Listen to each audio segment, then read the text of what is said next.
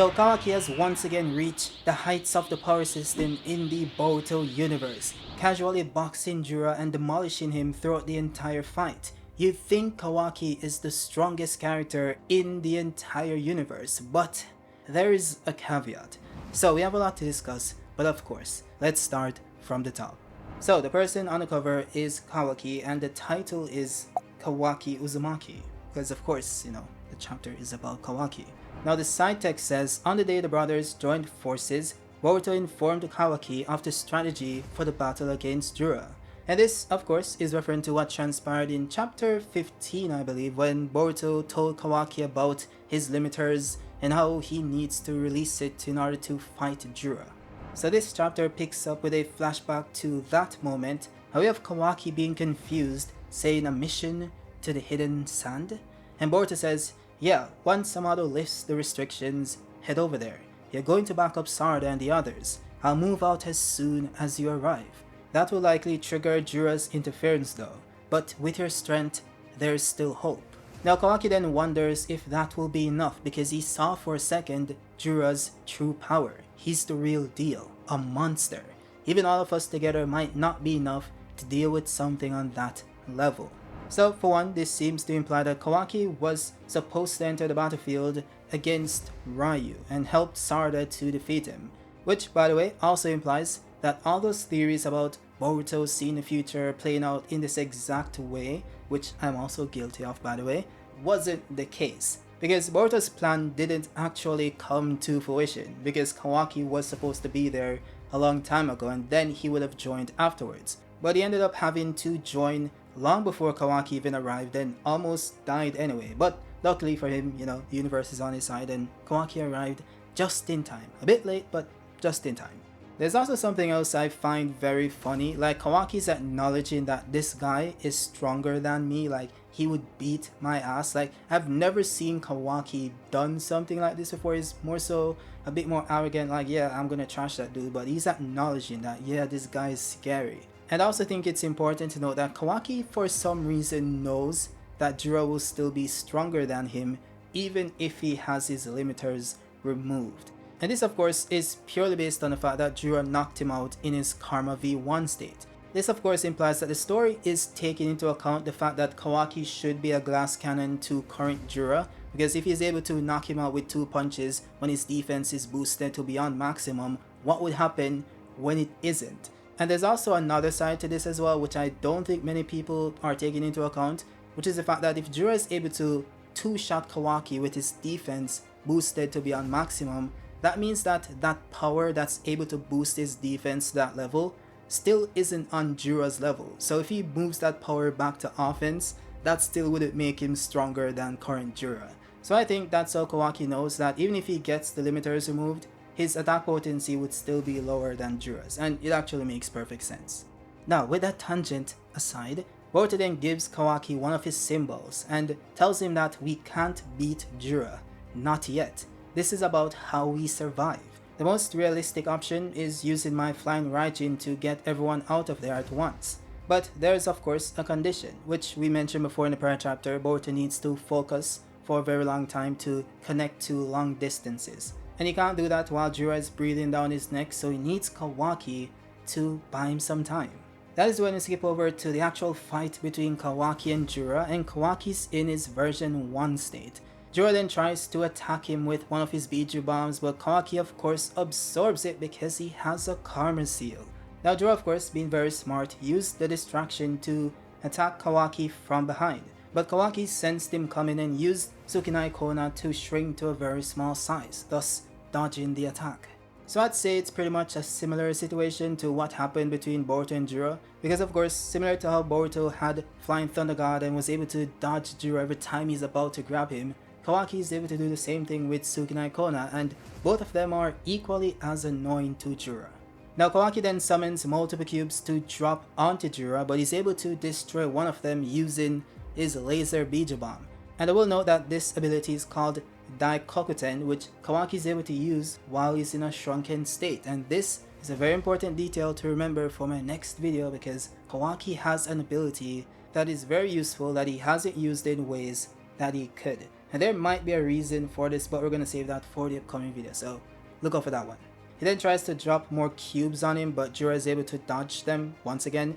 But he's able to blindside Jura, or some would say blitz him, by of course appearing behind him and landing a direct hit, sending him flying once again. Though Jura was able to recover from this very quickly and rushed towards Kawaki with his middle finger thingy. But Kawaki was able to block it using his bow staff or rod, whichever one you want to use. They then did the same thing that happened in the fight with Boruto versus Jura, where they did the Dragon Ball Z thing, you know, the ta-ta-ta-ta-ta.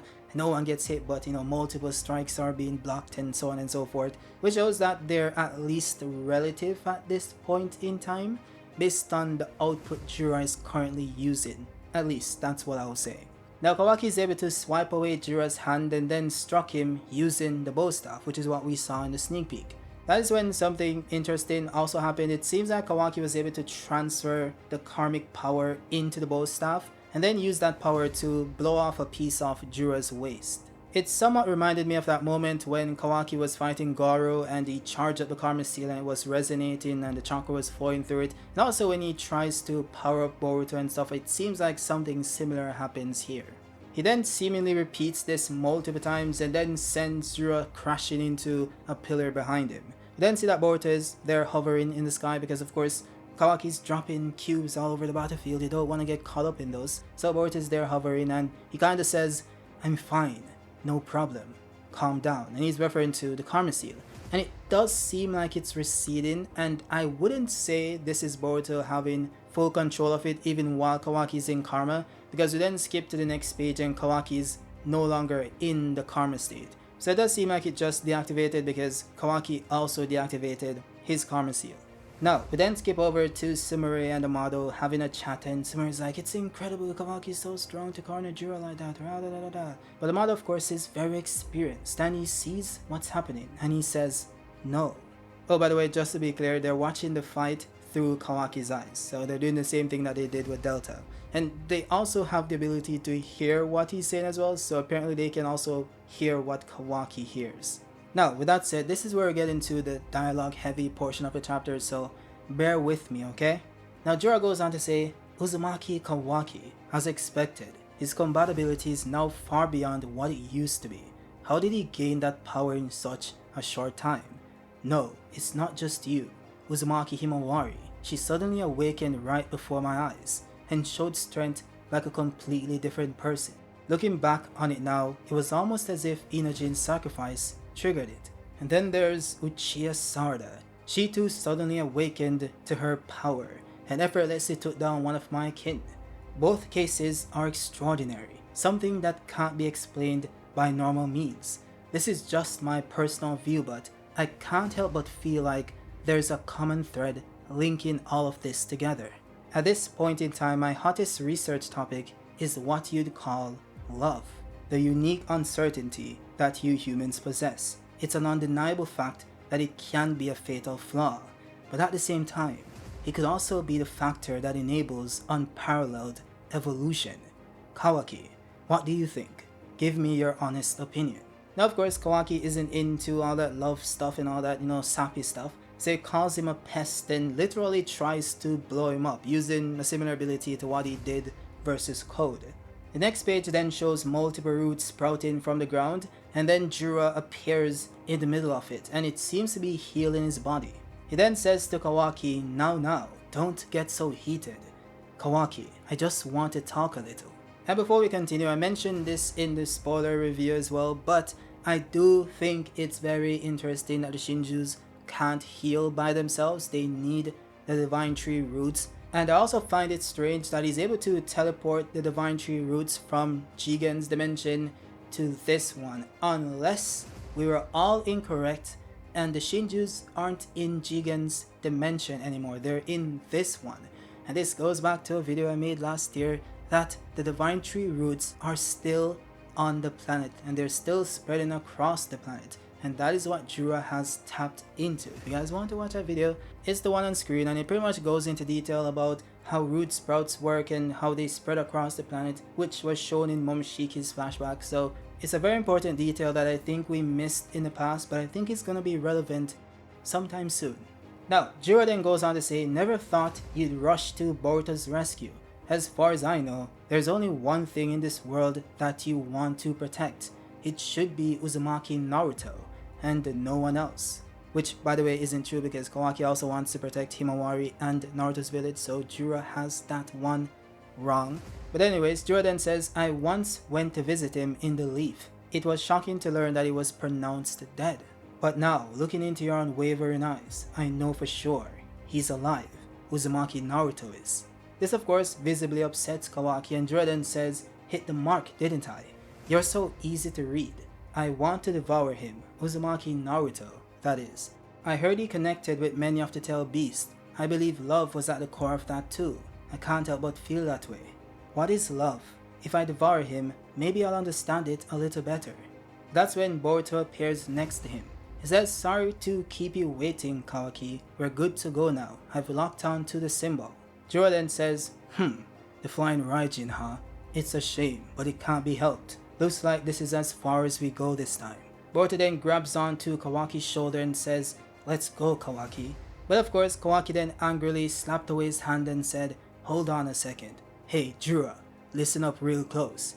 I don't care about love or any of that crap, but still, your instincts for targeting the 7th, I'll give you credit for it, but don't get the wrong idea. One day, I'll definitely kill you, without fail. Jura then says, interesting. I appreciate the honesty. Kawaki says, I'm done here, let's go. Jura stops him and says, Kawaki, I'm glad we both got to talk. Let's meet again. And you'd think Kawaki was going to be cordial and say, okay, cool, sure man, sure, no problem. But he turns around and gives him the middle finger, and then Boruto teleports him away. We then skip over to Konohamaru and the squad. Delta then tells Konohamaru that they were told to leave it around there on the ground, which is referring to Boruto's flying Raijin symbol.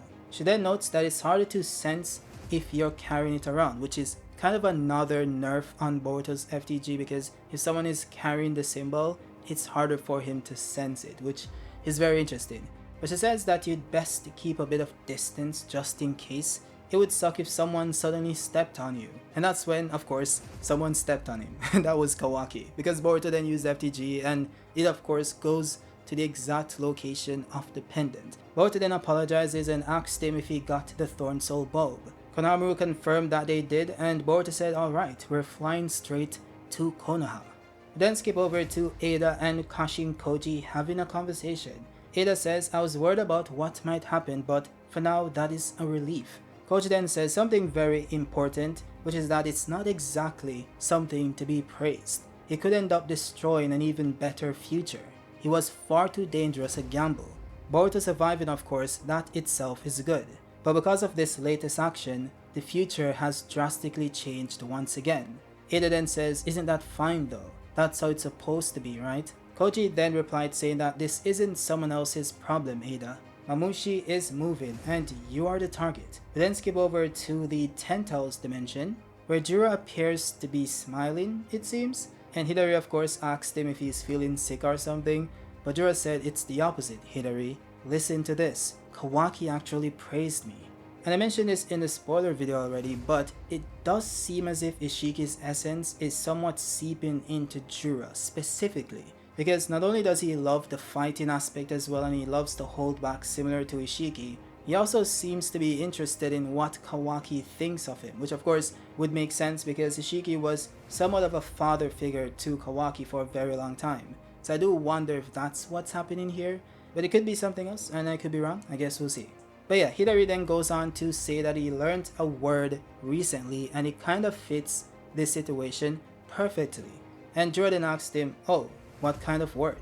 Hidari then says, totally ick. The chapter ends with Jura having this really dude look on his face, and the side text says he was just happy to be praised. Then Hidari had to ruin it with one of his freshly learned words.